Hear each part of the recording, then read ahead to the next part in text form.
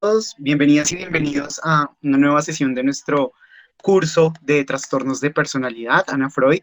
Y realmente para mí, en nombre de la Asociación Científica de Estudiantes de Medicina de la Universidad Pedagógica y Tecnológica de Colombia, es un gusto dar la bienvenida a nuestra ponente de la noche de hoy, que nos va a hablar sobre un tema absolutamente fascinante e importante en esta revisión que hemos venido realizando acerca de los trastornos de la personalidad y en su tratamiento desde el abordaje psiquiátrico. La doctora Mónica Castro, ya bien conocida por la mayoría de nosotros, es médica de la Pontificia Universidad Javeriana y es psiquiatra general de esta universidad. Hola, Doc, ¿cómo estás? Bien.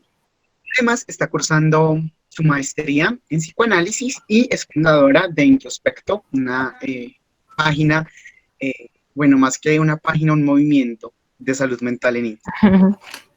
Bienvenida, muchas gracias por acompañarnos. Y bueno, el espacio es todo tuyo. Gracias por acompañarnos. Hola Daniel, hola a todos. Qué alegría verlos de nuevo, o bueno, escucharlos y poder ver sus fotos y escuchar luego sus preguntas. Muchas gracias de nuevo por la invitación. Y como decías, pues hoy la segunda parte de mi participación consiste quizás en lo más complejo, creo yo, de lo que tiene que ver con el abordaje del tratamiento de trastornos de personalidad desde psiquiatría. Así que traté de hacerlo lo más conciso y amable posible porque sé que pues en la audiencia no solamente hay personas que son estudiantes de medicina o que tengan interés por la psiquiatría, sino que pues nos acompaña un público muy amplio. Entonces pues espero que todo salga muy bien y que sea de su agrado. Entonces tú me dices, Daniel, si arrancamos de una vez. Y Doc, iniciemos de una vez. Listo, pues. Bueno, como siempre, voy a compartirles mi pantalla. Acá.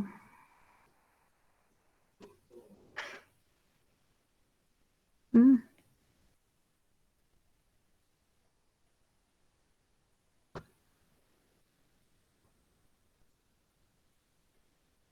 Listo. Como siempre, les voy a pedir que me confirmen si se ve todo en orden. Sí, Doc, ahí vemos todo muy bien. Ok. Bueno, esta vez quise hacer menos diapositivas para darle más paso a la intervención verbal y pues para que ustedes también puedan hacer más preguntas porque pienso que lo que tiene que ver con los trastornos como tal, pues siempre se va a poder encontrar en los libros, pero lo que tiene que ver con el abordaje terapéutico no siempre se va a ver así. No siempre se va a encontrar tan fácilmente, digamos. Creo que no se ve tan grande. ¿Ustedes ven la pantalla completa, Daniel? No, no, señora, vemos un fragmento nomás. Ya, ahora sí. Ahora sí. ¿Cierto? Perfecto. Muy bien. Entonces, como les mencionaba al principio, vamos a hablar desde la psiquiatría cuál es el mejor abordaje que le podemos dar a los trastornos de la personalidad, que como ya hemos visto, pues son supremamente amplios, es un tema muy interesante, pero asimismo es bien complejo. Y algo que quiero aclarar y recordarles antes de que nos adentremos en materias que recuerden siempre que pues la personalidad y los trastornos de personalidad son algo que no nos compete solamente a los psiquiatras, sino a todos los trabajadores de la salud y por ahí derecho a todas las personas, creo yo, porque como van a darse cuenta no solamente en la charla, sino a lo largo de su vida, pues hay personas que cursan con un trastorno de la personalidad muy cerca de nosotros. La verdad es que los trastornos de personalidad son supremamente comunes.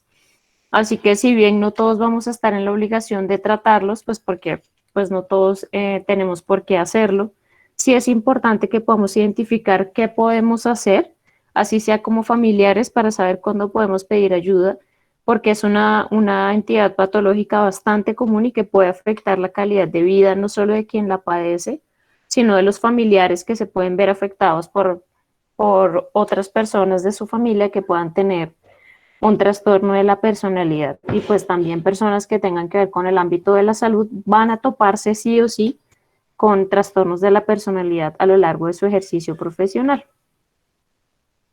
Entonces, antes de cualquier cosa, quise plantearles estas tres premisas para que ya podamos entrar cada vez en más detalle, y es que cuando uno está frente a un caso de trastorno de la personalidad, tiene que preguntarse si lo que va a tratar es una manera de ser.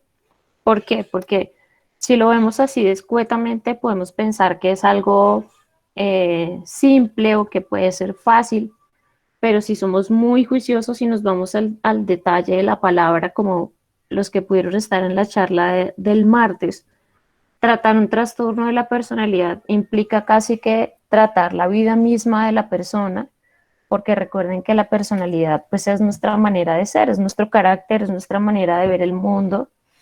Entonces, pretender que vamos a tratar un trastorno de la personalidad partiendo de la premisa de que es la manera de ser de cada quien, pues va a ser muy frustrante como psicólogos, como psiquiatras y desde luego como familiares eh, de una persona con enfermedad mental, como lo es un trastorno de la personalidad. Entonces, ya de entrada, si lo vemos como que vamos a tratar la manera de ser de alguien, suena supremamente pretencioso y es importante que lo podamos acotar un poco y que podamos ser más sensatos al momento de saber qué le vamos a proponer al paciente y a su familia. Por lo mismo, tener presente también si es que vamos a tratar una enfermedad, porque hay mucho debate alrededor de esto a pesar de los años.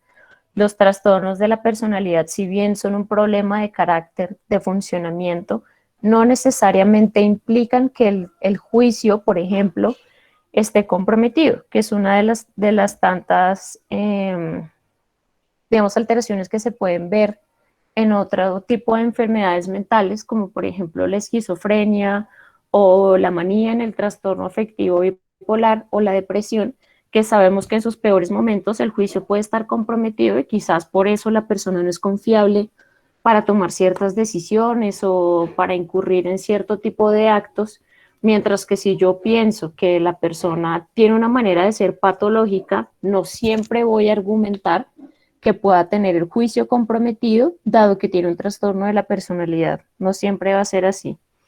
Y desde luego el pronóstico es quizás una de las premisas más importantes porque vamos a darnos cuenta que, como ya han podido revisar y quizás en las charlas que hacen falta, el trastorno de la personalidad, como pasa con muchas otras alteraciones de la esfera mental, pues mueren con la persona.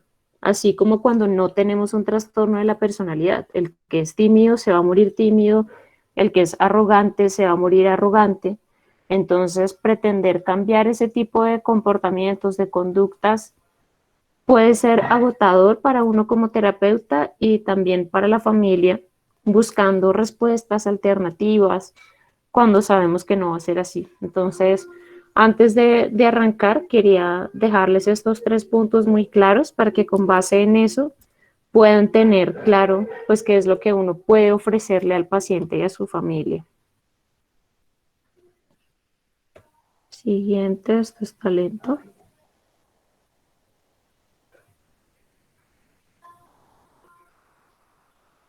Un segundo, creo que se me saltó una diapositiva.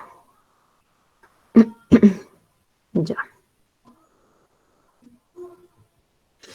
Bueno, otra cosa para tener en cuenta, cada vez vamos a ir yéndonos más hacia lo concreto, es que tengamos claro, primero ya cuando uno sabe que está ante un caso de un trastorno de la personalidad, que puede ser todavía más específico en saber qué es susceptible de tratamiento y qué definitivamente no. Y eso aplica no solamente para la enfermedad mental, sino casi que para cualquier disciplina y cualquier especialidad de la medicina, porque como ustedes saben, la mayoría que sé que son estudiantes de medicina saben que hay pues cuestiones médicas que son de muy buen pronóstico, como hay otras con las que no podemos hacer absolutamente nada. Una insuficiencia renal crónica, estadio 5, que pues es lo mismo que que ser candidato a trasplante renal o una, no sé, un ACV, una neuropatía diabética, como hay otros casos en los que las enfermedades pueden resultar bastante bien, uno sabe ya cómo funciona la enfermedad y con base en eso le puede proponer a los pacientes y a su familia distintas perspectivas y alternativas. Lo mismo pasa con los trastornos de la personalidad. Pasa mucho y por eso es tan importante que uno como clínico sepa identificar si está ante un trastorno de la personalidad o no, porque ya con eso claro, yo puedo como clínico decirle al paciente y a su familia qué podemos tratar y qué cosas definitivamente no.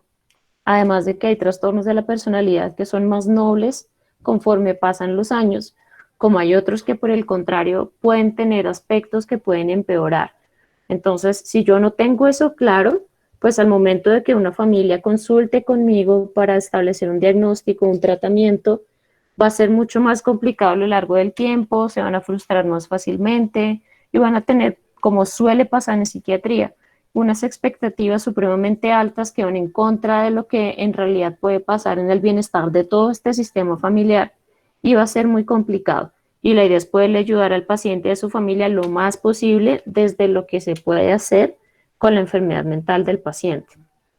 Entonces, por eso acá les dejo claro, plantear objetivos definidos desde el principio y las expectativas en especial de la familia, y les pongo acá entre paréntesis, egodistonía, que si recuerdan y seguramente ya lo han manejado en otros de los segmentos de la charla, la egodistonía quiere decir que pues la persona que está afectada por un trastorno de la personalidad, creo que hay un micrófono abierto, eh, quiere decir que no está del todo consciente, por no decir que de manera nula, no tiene conciencia de que está siendo afectada por un trastorno de la personalidad y que todos a su alrededor se ven afectados por el compromiso que tiene a nivel de su funcionamiento.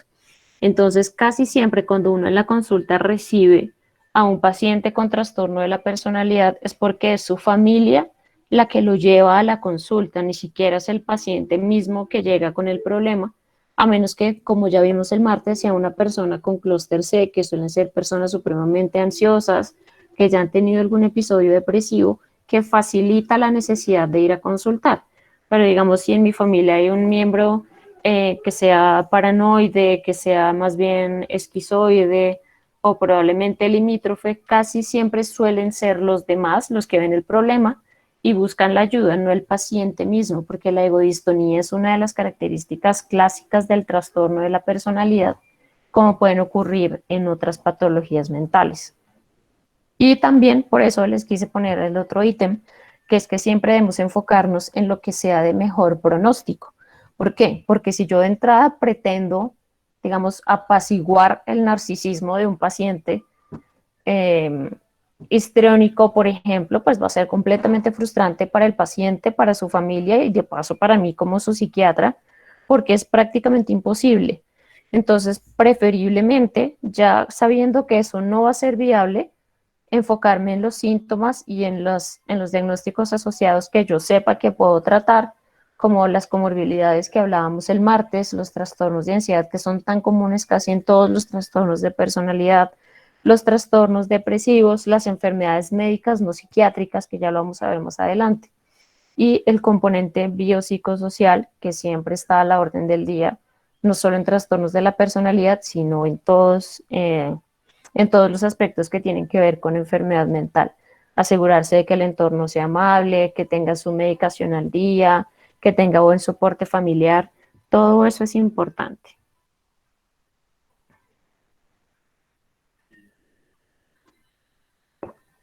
Con base en el último punto, les traigo las siguientes ideas.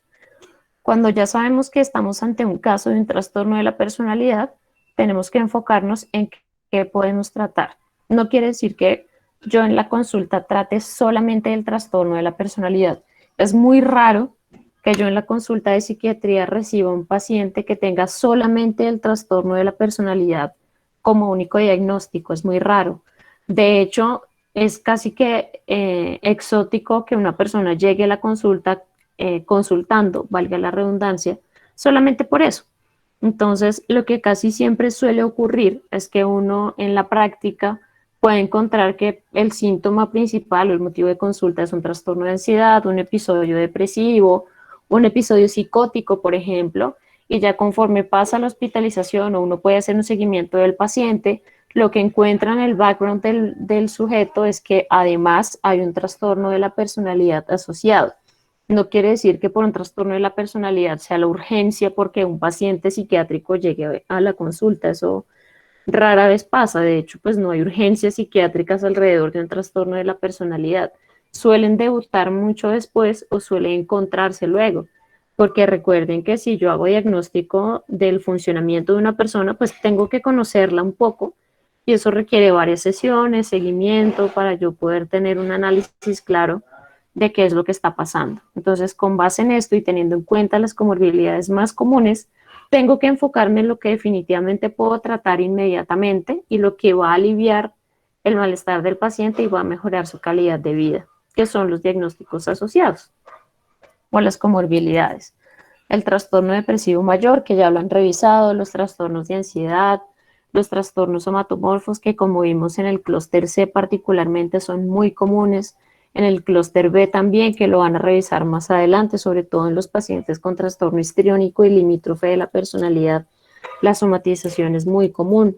Y el trastorno por estrés postraumático. Entonces, más que disociar los diagnósticos, yo tengo que ser muy cuidadoso y poder integrar toda la esfera del funcionamiento del paciente y basarme en eso para brindarle el mejor tratamiento. No pasa como con otros diagnósticos que yo sé que hay un manejo que es el gold standard para esquizofrenia y otro que es el mejor para manía, hay otro que es el mejor para demencia tipo Alzheimer. No pasa así con los trastornos de la personalidad. Yo tengo que enfocarme, sí, cuál es el trastorno, pero además, cuál es la patología asociada que más va a afectar al paciente y con base en eso definir el tratamiento. Por eso les puse los tres grandes grupos que obviamente podríamos hablar mucho más tiempo, pero les traje lo que uno siempre debe tener en cuenta en la consulta, que son los tres grandes grupos, los antidepresivos, los antipsicóticos y las benzodiazepinas. Les puse en el orden de prioridad y en los que uno siempre debería tener en cuenta. Los antidepresivos son los medicamentos, primero los de más uso a nivel general en salud mental y además los que han demostrado que pueden tener mejor efecto a nivel de ciertos síntomas del trastorno de la personalidad. Recuerden siempre que al tratarse de un trastorno del funcionamiento, pues es muy difícil revertirlo o cambiarlo por completo a punta de un psicofármaco.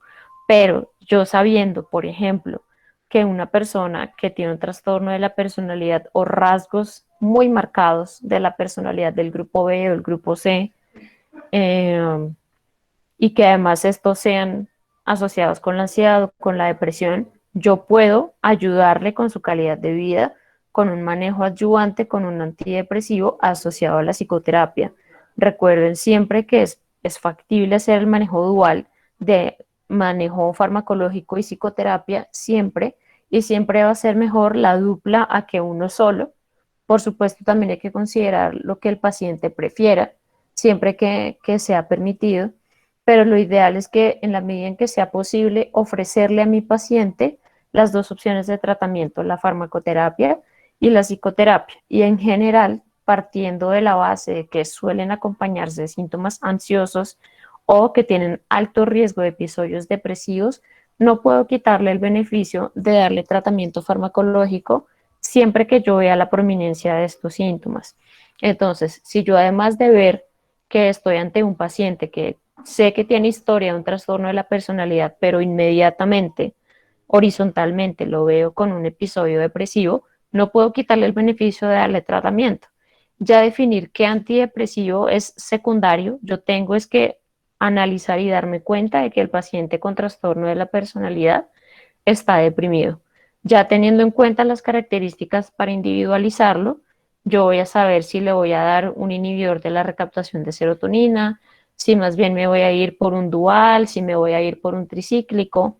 Tengo que tener en cuenta, por ejemplo, si es un paciente joven que además de ser evitativo tiene un trastorno por fobia social, probablemente voy a preferir un inhibidor de la recaptación de serotonina que va muy bien Si es un adulto mayor, quizás voy a evitar a toda costa los tricíclicos porque son los que suponen mayor riesgo cardiovascular.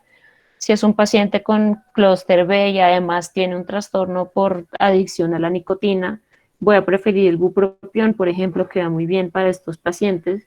Entonces, todo es el juego de saber muy bien cuáles son todas las patologías asociadas y no solamente basarme en que estoy ante un trastorno de la personalidad. Porque si a eso nos vamos, los cardiólogos, los ginecólogos y todos los demás especialistas tendrían que verlo todo de una manera unidimensional y no funciona así. Entonces, siempre tengo que ser muy sensata al momento de definir cuál va a ser el manejo de mi paciente, teniendo en cuenta su funcionamiento, pero además cuál es su trastorno psiquiátrico asociado de tenerlo, que casi siempre es así. Además, recuerden que como hablábamos el martes, pues un trastorno de personalidad es un factor de riesgo, no solamente para otra enfermedad mental, sino para muchas otras enfermedades no psiquiátricas, como veíamos las entidades cardiovasculares, la dislipidemia y otros aspectos endocrinológicos que a simple vista creeríamos que no tienen nada que ver con la psiquiatría y en verdad están íntimamente relacionados. Entonces, ténganlos siempre presentes. Los antidepresivos son los que más solemos usar en psiquiatría cuando hay comorbilidad de trastorno de la personalidad con trastornos del afecto y trastornos de ansiedad. Los antipsicóticos principalmente utilizamos los atípicos como la risperidona, amisulpride, que ahora se está utilizando cada vez más, la quetiapina, que tiene un potencial ansiolítico bien interesante. Hay otros que tienen menor efecto a nivel metabólico, de dislipidemia, inclusive de glicemia en el largo plazo, que se prefieren no solamente para el paciente con esquizofrenia, por ejemplo, que cada vez se utilizan con más fuerza, sino que también son potenciadores de los antidepresivos, en especial cuando lo que yo pretendo es manejar la ansiedad del paciente, sino que tienen un papel bien interesante en lo que tiene que ver con síntomas psicóticos y lo que tiene que ver con la agresividad y el impulso. Es importante que tengan eso presente. Voy a detenerme un poquito. Los antipsicóticos tienen un uso muy amplio en psiquiatría, no solamente a nivel de esquizofrenia y trastorno afectivo bipolar, que es quizás con lo que ustedes más lo han podido ver relacionado, pero hay antipsicóticos, fundamentalmente los atípicos, porque recuerden que los típicos cada vez están más en desuso y se utilizan solamente para el contexto intrahospitalario por tiempo corto y para eventos realmente agudos, como puede ser el haloperidol, que todos los conocen. Los atípicos tienen la facilidad que me permiten ser usados en el largo plazo, puedo titular mejor las dosis y los diagnósticos que yo puedo tratar con los atípicos son realmente muy amplios. Entonces, cuando yo tengo un paciente con trastorno de la personalidad, por ejemplo, narcisista, sociopático, limítrofe, que son personas que en esencia son completamente impulsivas, que inclusive pueden tener una agresividad de muy difícil manejo, el freno motor que supone un antipsicótico es muy benéfico para este tipo de personas. No quiere decir que ya con esto yo anule por completo el riesgo de agresión, pero sí hay evidencia científica bien robusta alrededor del beneficio en el largo plazo del antipsicótico para el paciente con impulsividad y con riesgo de agresividad, siempre que el paciente sea adherente y que vea que esto puede ser un problema. No quiere decir que si yo le doy antipsicóticos a un sociópata ya elimino el riesgo de que sea violento, por supuesto que no, porque acuérdense que hay nula crítica de esto, pero sí me puede ayudar a disminuir un poco ese impulso y supone un freno motor interesante. Los antipsicóticos atípicos también tienen un efecto ansiolítico bien interesante y además potencian el efecto no solamente ansiolítico, sino también antidepresivo de ciertos antidepresivos, por lo que puede venir bastante bien según el caso. Si yo tengo un paciente limítrofe, por ejemplo, que además es bipolar, lo más probable es que ustedes puedan encontrar dentro de su esquema farmacológico que tenga un modulador del afecto y además tenga un antipsicótico, no solamente porque es el manejo base de un paciente bipolar, sino también porque si cuenta con un trastorno de la personalidad, pues le va a venir bastante bien. y pues también tienen un componente interesante sobre la impulsividad, que no es definitivo, hay que complementarlo con la psicoterapia, pero pues digamos que funciona bastante bien siempre que se cuente con la adherencia del paciente. Y les dejé de último las benzodiazepinas. Podríamos pensar casi que en cualquier ansiolítico, pero las benzodiazepinas se pueden utilizar no solamente en el contexto intrahospitalario, sino también ambulatorio, porque suponen, digamos, un manejo fácil que está a la orden del día para lo que tiene que ver con crisis de ansiedad, ataques de pánico, casi que para cualquier entidad de psiquiatría, no solamente para los trastornos de la personalidad que cursen con este tipo de síntomas. La dificultad acá, como ustedes saben, que ocurre con los ansiolíticos en general, es que suelen ser medicamentos que al generar no solamente euforia, sino alivio del síntoma tan rápido, pueden generar dependencia, no tanto por cómo funciona el medicamento farmacodinámicamente o farmacocinéticamente, sino por, nuevamente, la manera de ser del paciente. Si yo tengo un paciente limítrofe, que es una persona con pobre tolerancia a la frustración, que tiene riesgo de generar dependencia a las sustancias psicoactivas y tan de malas que además tiene un trastorno de pánico, por ejemplo, pueda que yo quiera manejar el trastorno de pánico con una benzodiazepina y efectivamente le quité la ansiedad en su momento y logró disminuir los episodios de pánico de alguna manera, pero por su necesidad de estar consumiendo cosas constantemente y su impulsividad, lo que puedo favorecer es una dependencia a las benzodiazepinas. Entonces, termino tratando una cosa, pero generando otro problema. Entonces, las benzodiazepinas son bien recibidas, son muy conocidas, pero yo tengo que saber cuál es el funcionamiento de mi paciente antes de meterme en esta vaca loca, digamos, porque es complicado. Siempre que yo tenga el paciente hospitalizado, que tenga manera de verlo cerca, si es que no va a estar hospitalizado, que pueda contar con su familia, hacer un seguimiento riguroso, estrecho, puedo animarme a usar las benzodiazepinas.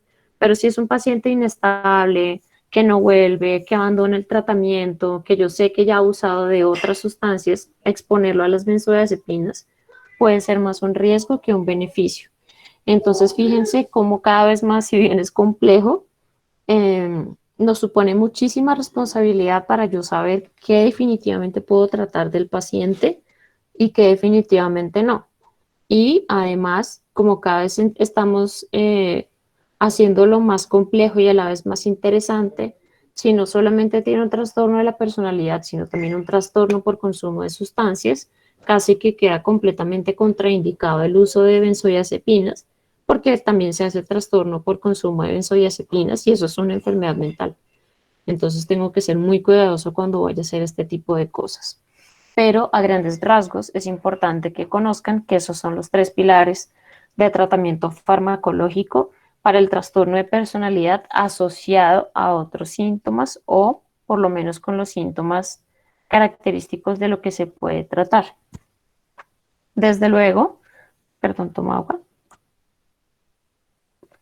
El otro pilar del tratamiento de los trastornos de la personalidad es la psicoterapia, es lo que mayor evidencia tiene en cuanto al pronóstico y el bienestar del paciente con trastorno de la personalidad. Y nuevamente, y esta es quizás como la parte que puede desanimar un poco de los trastornos de la personalidad, y es que no todas las personas son candidatas a trastorno de la personalidad, que eso supone un desafío no solamente para los psiquiatras, sino para todo un equipo de trabajo en hospitalización, en la familia, porque así como hay cánceres metastásicos con los que no es mucho lo que se puede hacer, o una cuestión genética que ya vino así per se y no es mucho lo que podemos hacer, pues lo mismo pasa con trastornos de la personalidad muy rígidos con los que no es mucho con lo que uno puede trabajar. Entonces, con base en esto, antes de yo comprometerme a ofrecerle psicoterapia a un paciente con trastorno de la personalidad, tengo que ser muy honesta con él y con su familia y saber qué es lo que es susceptible de manejo y qué definitivamente no. Entonces ya vimos que siempre que haya síntomas como ansiedad, cambios en el estado de ánimo, es lo que mejor pronóstico va a tener.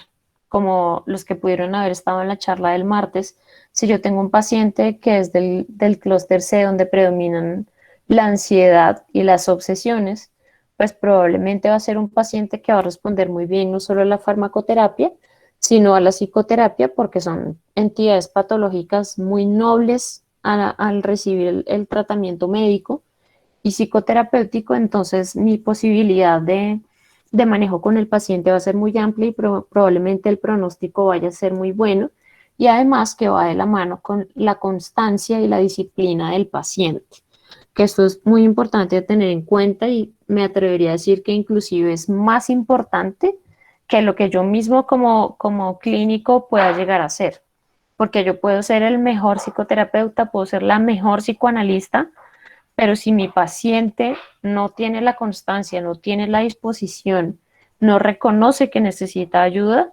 pues siempre va a estar frustrado y su pronóstico va a ser pésimo simplemente porque no tiene la disciplina ni el compromiso con su tratamiento. Entonces eso es casi que, no diría que 50-50, diría que es más bien un 90-10, siendo el 10% el papel del terapeuta, porque pues uno funciona solamente como una guía, como un instrumento, una herramienta, y el paciente es el que decide si está comprometido con su tratamiento o no. Y eso aplica no solo para el trastorno de la personalidad, sino para casi todo en medicina. Entonces, si de entrada el paciente no está comprometido, no está interesado en mejorar estos síntomas que le incomodan de su trastorno de la personalidad, va a ser muy difícil, y asimismo va a ser el pronóstico.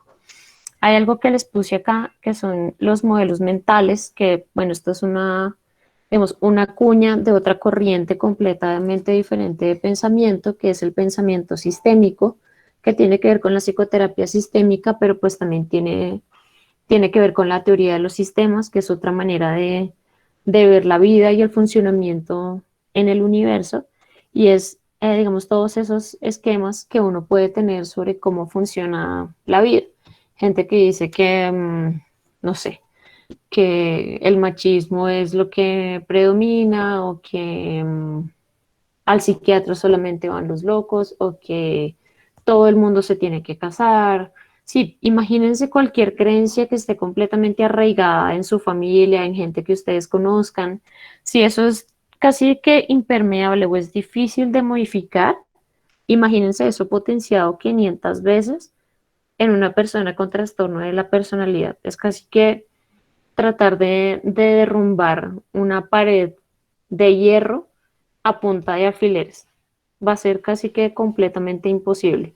Entonces yo también como terapeuta y principalmente en psicoanálisis, que es quizás como de lo más difícil, yo tengo que tener muy claro qué creencias puedo derribar y cuáles definitivamente no. No porque yo quiera moldear el paciente a mi parecer, sino que si yo veo que los modelos mentales del paciente suponen un malestar para el desarrollo de su vida, de sus capacidades mentales, sociales, pues tengo que poner todo sobre la mesa y saber con qué podemos trabajar y con qué no. Y eso por ahí derecho está relacionado con la estructura familiar. Si yo tengo un paciente con una estructura de personalidad claramente limítrofe, pero me encuentro que además en su familia hay serios problemas de consumo de sustancias psicoactivas, probablemente hay un papá maltratador, una mamá más bien dependiente, los abuelos pueden tener una historia similar, va a ser muy difícil que este paciente en particular mejore.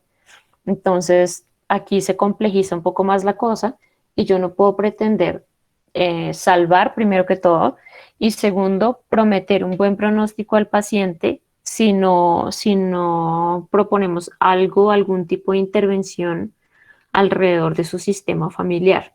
Entonces, hay pacientes que se emancipan, hay pacientes que tienen un nivel de conciencia realmente muy elevado, deciden hacerse a un lado y logran tener la fuerza para sacar adelante su tratamiento independientemente de la dinámica de su familia, pero también hay personas que tienen la estructura yoica muy empobrecida por el maltrato que han recibido en su familia, porque no creen en la psicoterapia, porque han sido víctimas de violencia, y así es muy difícil proponerle al paciente algo que pueda estar en pro de su beneficio. Entonces, es muy importante que tengan eso siempre presente y sobre todo no solo por el bienestar del paciente, sino también para ustedes, los que quieran ser psiquiatras o los que sean psicólogos y quieran meterse en este rollo, ténganlo muy presente porque también puede ser un poco desolador.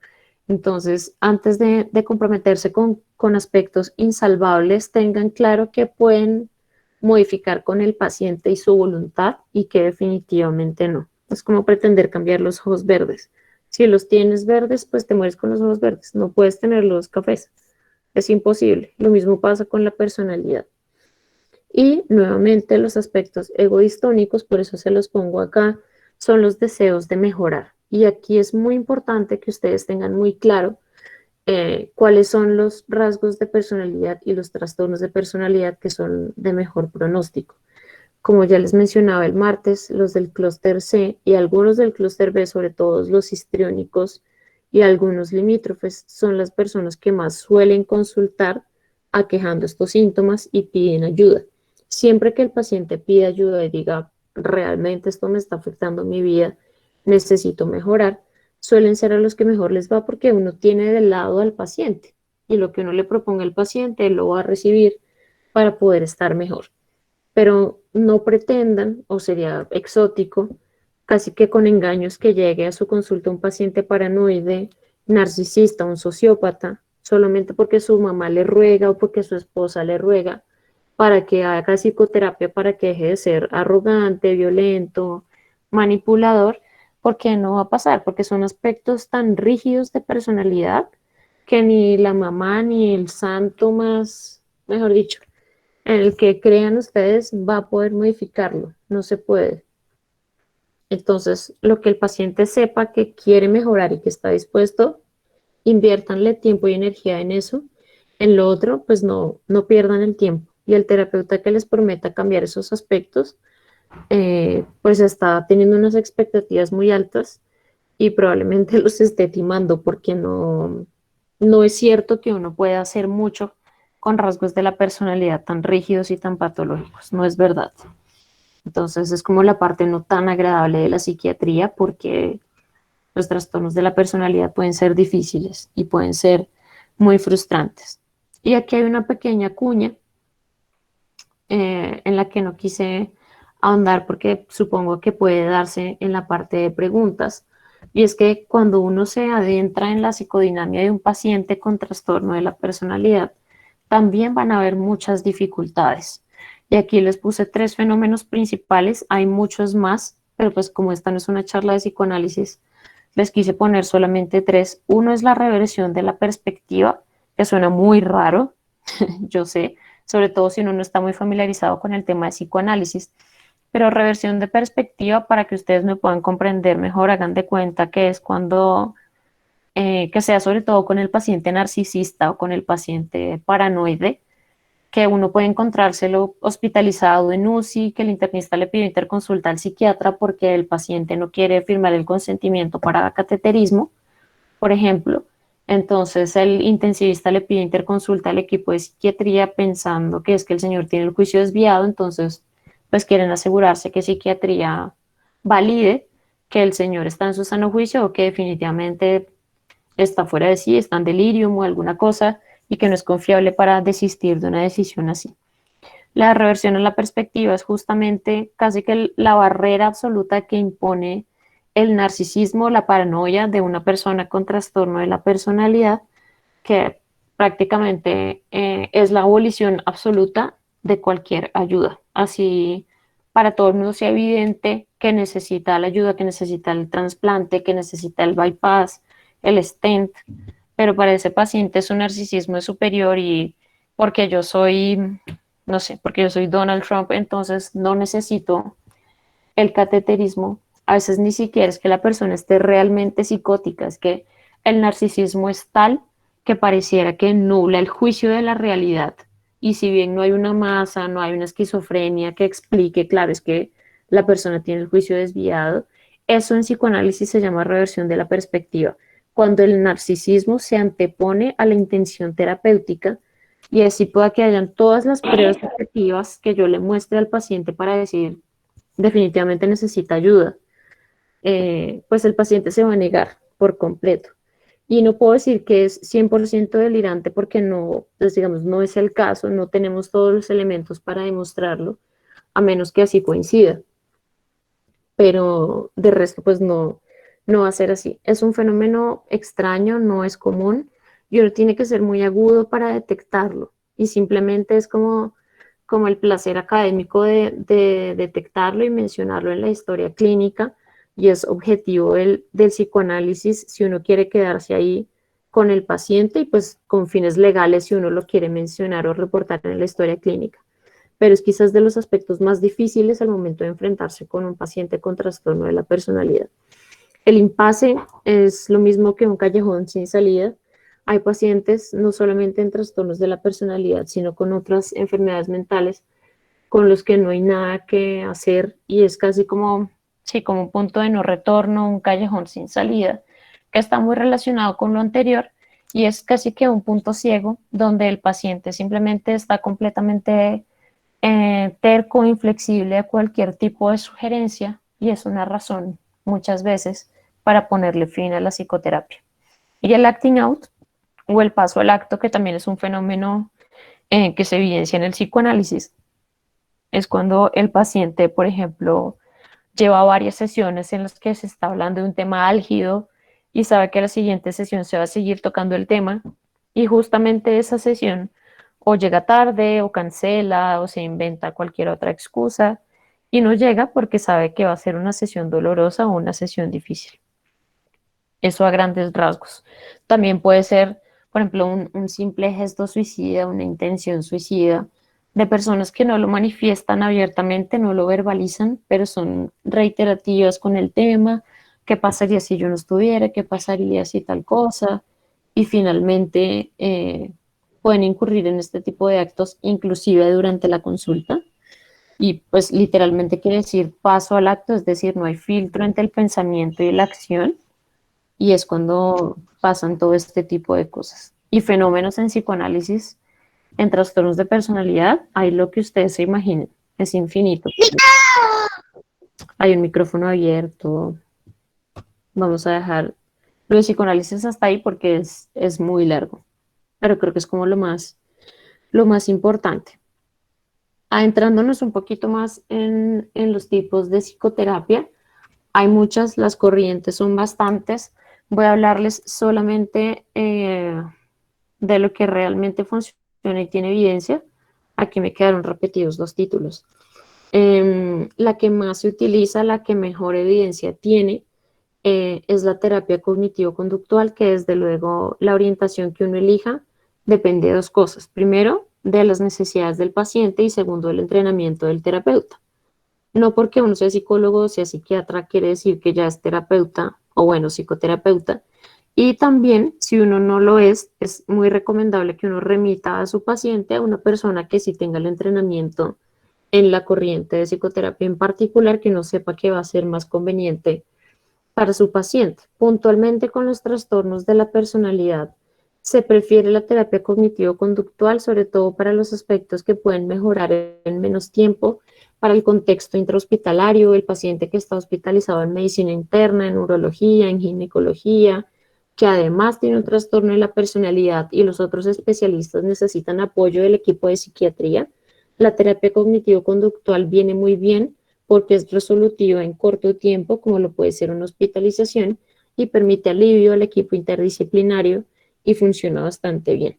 Sobre todo si hay síntomas de ansiedad o síntomas afectivos asociados, recuerden que es muy común que en el paciente hospitalizado pase esto, no solamente en el paciente de psiquiatría, el paciente que viene de un bypass gástrico, el paciente que está en UCI porque tuvo un infarto, la paciente que tuvo un parto complicado y está en gineco, todos estos pacientes pueden cursar con síntomas psiquiátricos asociados y probablemente ni siquiera tenga que ver con trastornos de la personalidad y si fuera el caso, tanto para estos como para los otros, la terapia cognitivo-conductual es la que más evidencia tiene para apoyo del paciente hospitalizado desde psiquiatría para las otras especialidades. Y se prefiere también para otro tipo de comorbilidades, como el paciente que esté hospitalizado en neumología y además tenga antecedente de consumo de cocaína, o el abuelito que está hospitalizado por tuberculosis y además está deprimido, el paciente con delirium o la familia que está pasando por un duelo con su paciente en la hospitalización. Entonces, digamos que también para eso, para ese tipo de casos, la terapia cognitivo-conductual viene muy bien y es lo que se prefiere.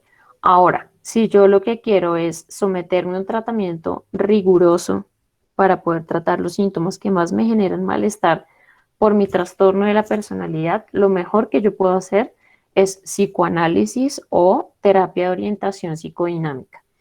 Acá me quedó mal escrito. Nuevamente aparece terapia cognitivo-conductual, pero es terapia de orientación psicodinámica. Es difícil por dos razones. Primero, por el costo y segundo, porque requiere muchísima disciplina por parte del paciente.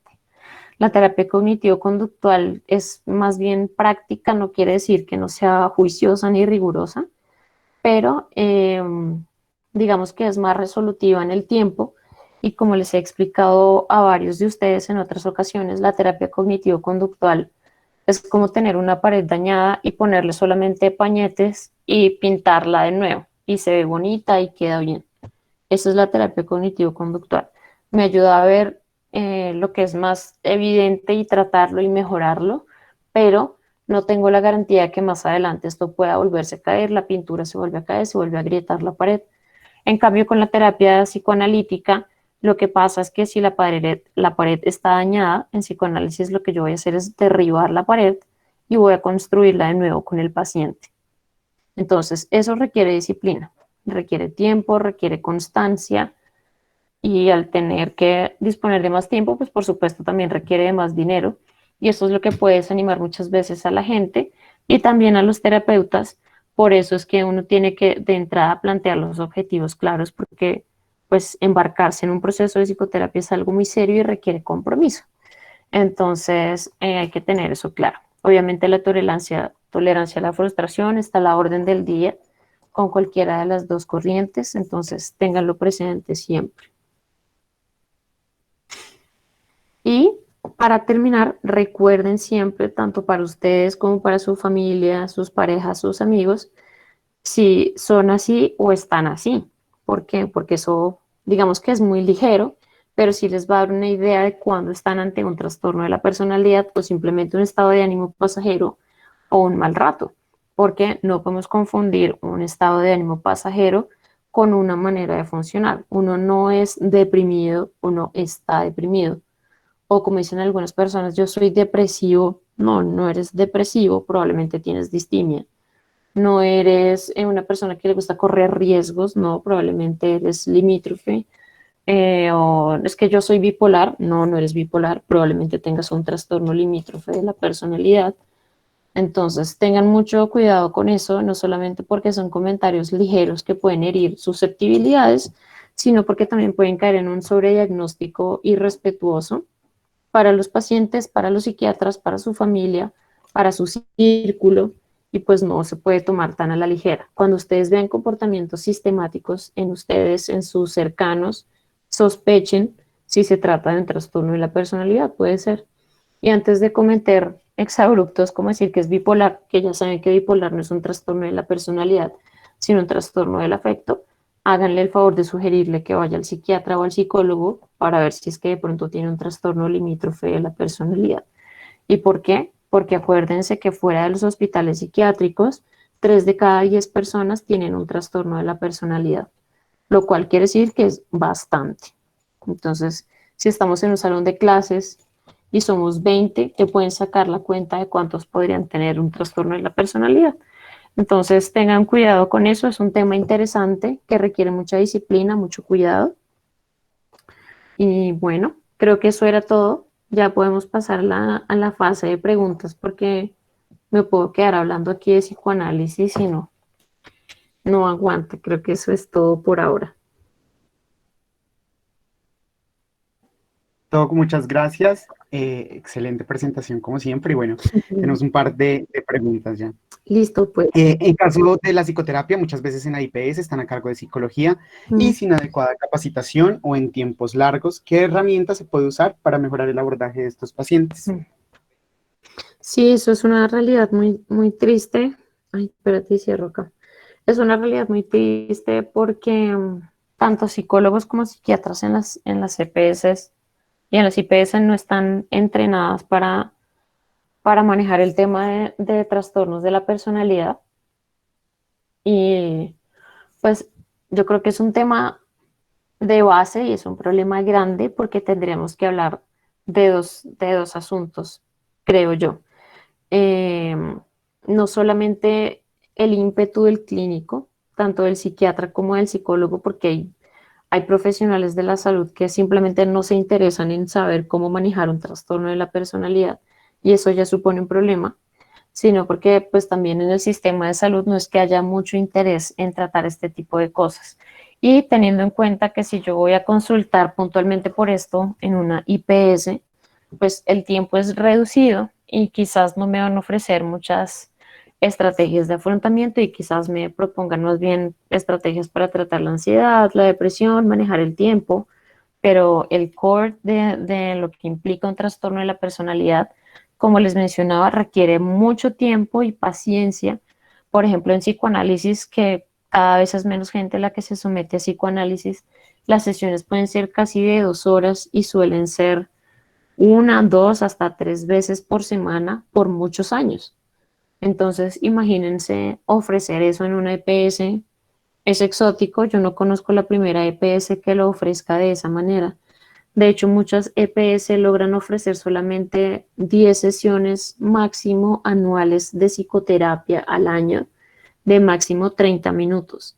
Y los que han podido tener el privilegio de estar en psicoterapia, ya sea en su EPS o de manera particular, saben que en 30 minutos no es mucho lo que uno puede hablar. Es casi como una consulta de medicina general para cualquier otra cosa. Entonces, yo creo que la estrategia más que agilizar la consulta, porque me parece que es imposible y completamente irrespetuoso con el paciente, es que el clínico tenga el ímpetu de hacerlo de otra manera, si puede ofrecerlo de manera particular, mucho mejor, y también implicaría un cambio de mentalidad en nuestro sistema de salud para considerar la psicoterapia larga y de calidad para los pacientes que consultan por estos temas, porque pues es supremamente prevalente e importante. Creo que es más un tema de base que otra cosa. Recomendaciones muchas, pero es un tema estructural. Total, Doc. ¿Existe un tiempo aproximado al aplicar la terapia de orientación psicodinámica? Eso depende mucho del paciente y de la persona, porque del terapeuta, quiero decir, porque hay personas que son supremamente comprometidas y pueden estar mucho tiempo en terapia. Es importante que ustedes también sepan, tanto terapia psicoanalítica como cognitivo-conductual, es importante que sepan que no siempre va a haber un tiempo que uno diga, con 6 sesiones vas a estar perfecto o en 5 sesiones ya vamos a eliminar el trastorno de ansiedad. Si les dicen eso, huyan porque les están ofreciendo demasiado, eso no funciona así. O sea, no estamos hablando de sesiones de, no sé, de rejuvenecimiento facial, no estamos hablando de gimnasio, no estamos hablando de quimioterapia como para decir que son 20 sesiones para garantizar mejoría, porque pues es la mente y el funcionamiento con lo que nos estamos metiendo. O sea, si uno llega a psicoterapia por primera vez en su vida a los 30 años, el terapeuta tiene que trabajar con 30 años de trastorno de la personalidad. Es mucho tiempo. Entonces requiere compromiso de ambas partes, sobre todo del paciente más que del terapeuta.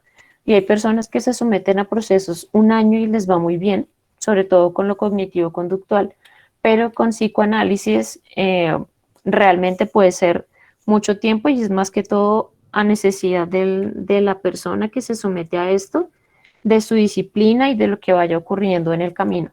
Hay personas a las que uno les puede dar de alta en el contexto de la psicoterapia y por cosas de la vida tienen algún evento difícil en su familia, en su vida de pareja, en su vida profesional y se ven en la necesidad de retomar. Como también hay gente que está muy bien y simplemente quiere cuidarse todavía más. Creo que es importante aprovechar la pregunta para decir esto, no hay que estar mal, no hay que tener un trastorno de la personalidad, no hay que tener un diagnóstico de psiquiatría para tomar psicoterapia. La psicoterapia, de hecho, es más preventiva que otra cosa porque te permite cambiar la perspectiva de muchas cosas que probablemente estás haciendo mal, que te duelen, que te lastiman y que te permiten estar mejor. Entonces, no siempre hay que esperar a que uno esté muy comprometido mentalmente para decidir tomar psicoterapia. De hecho, casi nunca es así, termina primero en hospitalización, pero no hay un tiempo definido, porque pues la psicoterapia es la misma vida.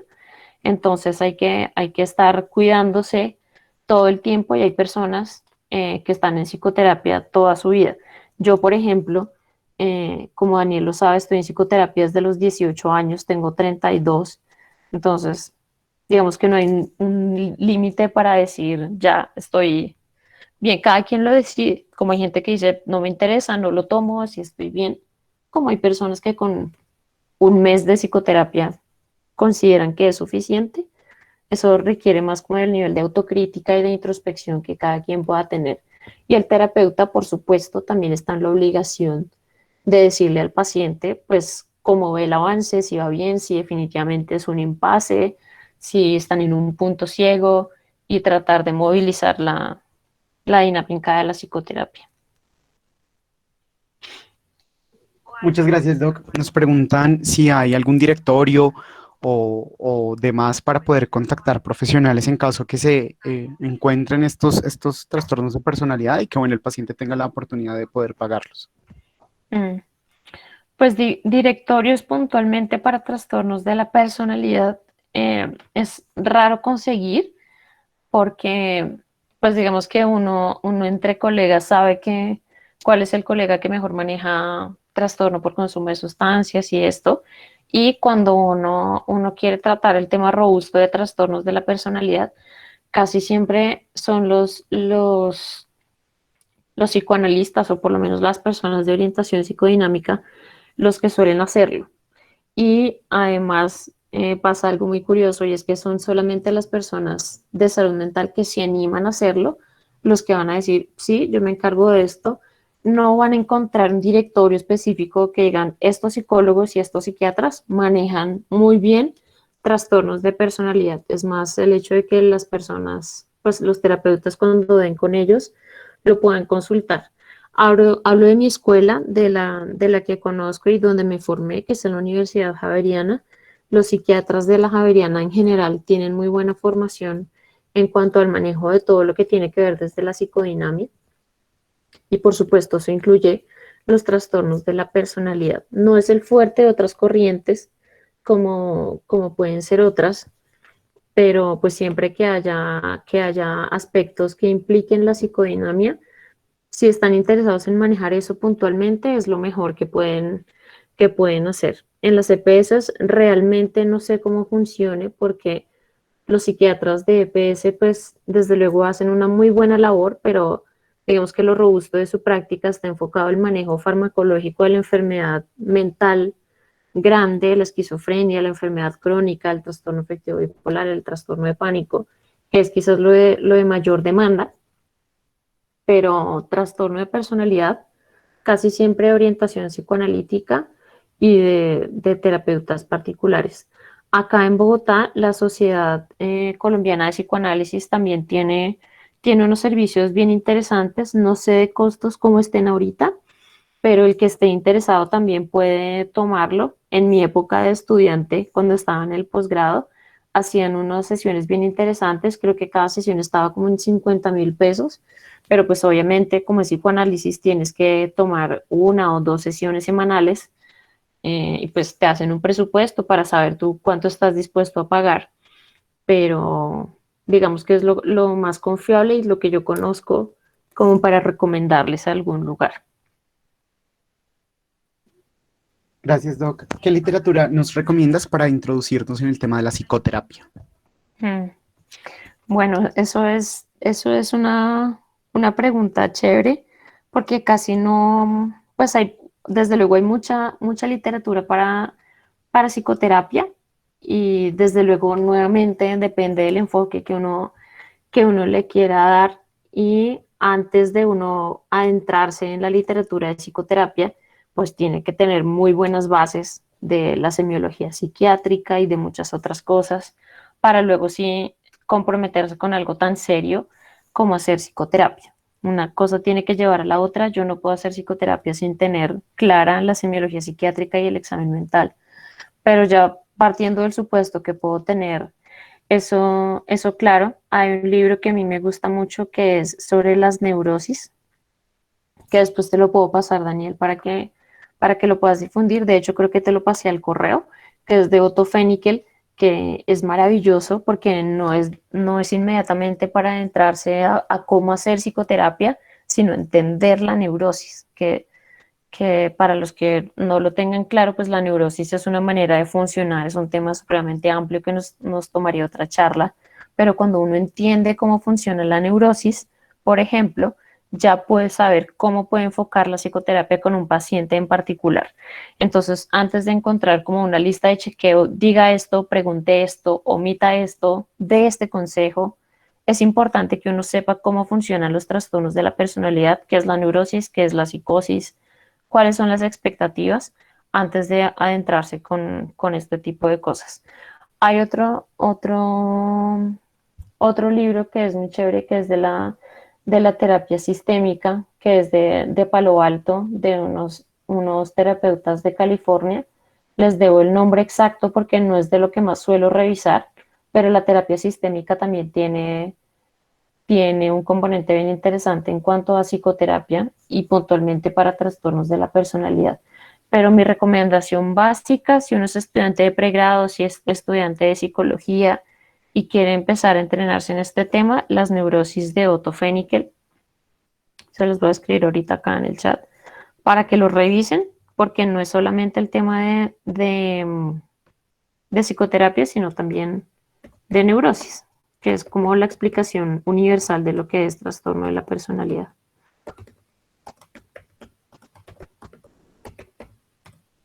Ahí se los escribí. Listo, Doc, muchas gracias. Ujú. Bueno, Doc, y una última pregunta. Eso es un caso particular que tuve y que la duda me persigue hasta el día de hoy. Era un paciente, yo aproximadamente unos 15 días en ingreso, había llegado por un episodio franco de manía y a la entrevista el paciente presentaba claros delirios narcisistas. Ujú. Al hacer la contraentrevista con la familia, se denotan de nuevo esos rasgos narcisistas. Mm, Mi pregunta es, en estos pacientes que presentan estos trastornos de la personalidad, que concomitan y que precisamente se relacionan mucho con su comorbilidad psiquiátrica, como este caso, el narcisista con el maníaco, ¿en qué momento podemos decir la patología aguda y por la necesidad de hospitalización acaba en este punto y ya su personalidad es la que está hablando acá, o Ujú. es el paciente hablando todavía desde su patología? Ujú. Es un poquito complicado y de qué manera puede tratarse esta correlación. Ujú. Me encanta que preguntes eso, Daniel, porque es una dificultad que se presenta todo el tiempo, no solamente en psiquiatría, sino casi que para todos los equipos. Imagínate, por ejemplo, este mismo caso que tú planteas y que sea un paciente diabético con una cetoacidosis diabética en medicina interna y que de paso esté delirando y llevado de la psicosis, no solamente porque la cetoacidosis diabética puede exponerlo al delirium, y ustedes saben que el delirium puede suponer que el paciente esté completamente psicótico, delirante, sino que además, como tú mencionas, pues sea un paciente con un antecedente de un funcionamiento psicótico o que además tenga estas ideas delirantes de corte narcisista que pueden estar presentes de manera crónica o no, no sabemos. Entonces, una cosa es lo que yo puedo ver de manera horizontal, como una foto, haz de cuenta, me llega a mí la interconsulta, estoy en turno y el internista me pasa esto, entonces yo tengo que definir cuál es la mejor manera para yo apoyar el equipo de medicina interna con este caso. Lo primero que yo tengo que hacer es valerme de la información de la familia, porque si yo no sé mayor cosa, yo me puedo quedar con que es un paciente que está psicótico por el tema de su enfermedad médica agudizada o Probablemente sea un paciente inclusive con esquizofrenia o que sea un paciente con un trastorno delirante crónico, por ejemplo, que también es bastante común, no es raro que eso pase. O por el contrario, que sea una persona con trastorno de la personalidad, que como ustedes muy bien saben y como tú mencionas, puede tener incursiones psicóticas. ¿Qué pasa con el paranoide? Puede pasar con el narcisista, en casos muy raros con los sociópatas y con los limítrofes, pasa muchísimo. Pero, como ya sabíamos, si esto es algo longitudinal que se mantiene en el tiempo, puede hacer que esto esté agudizado, dado que el paciente está con algo urgente como una enfermedad médica, no psiquiátrica, o por el contrario, es una persona que ya tiene este funcionamiento clásico, que todos en la familia saben que es paranoide, que es cansón, que se queja de todo el mundo, que no confía en nadie, pero está significativamente diferente a como suele ser eh, en su cotidianidad. Entonces, si bien puede ser difícil discernir, es muy importante que yo conozca el funcionamiento previo del paciente, que su familia me plantee cómo suele ser usualmente, cómo tolera la frustración, cómo toma decisiones, cómo se comporta en la casa, con su pareja, cuando está solo, en el trabajo.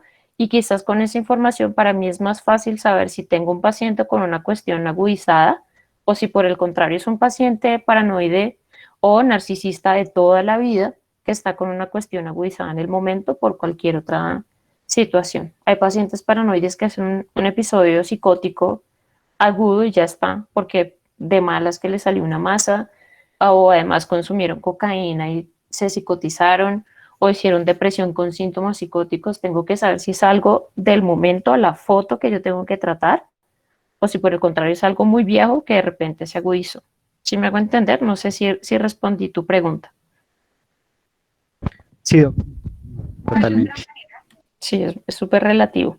Por eso es tan importante contar con la familia.